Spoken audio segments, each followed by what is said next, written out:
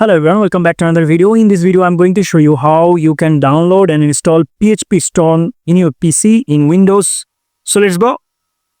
At first, go to the browser and type here PhpStorm IDE.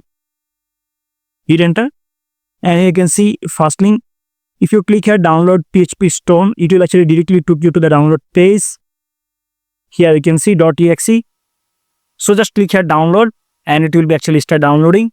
I already downloaded this, so I'm not going to download it once again. Let me show you the installation process. So let's go to the downloads folder, and here you can see PhpStorm. Double click on it. Now select next, then next, then select PhpStorm create desktop shortcut, then select .php, .html, okay, .css, .js, that's it, and select add bin folder to the path, because if you don't select this, we have to actually select environment variable. You have to type here env, then edit variable, then go to the path, edit, then you have to add here new variable. It will automatically done by this IDE if you check this, okay? So just check it and then go for the next, then install it, and it will actually start install it.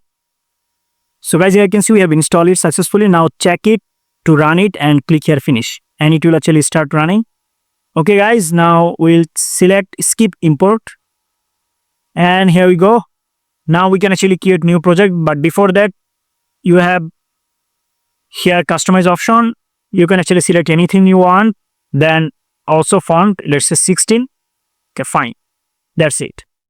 So now if you want to create project, you can actually go for the project, select here new, and then select the location where you actually want to add the file. So let's add here, let's say I want to add in the download and this folder test.ini.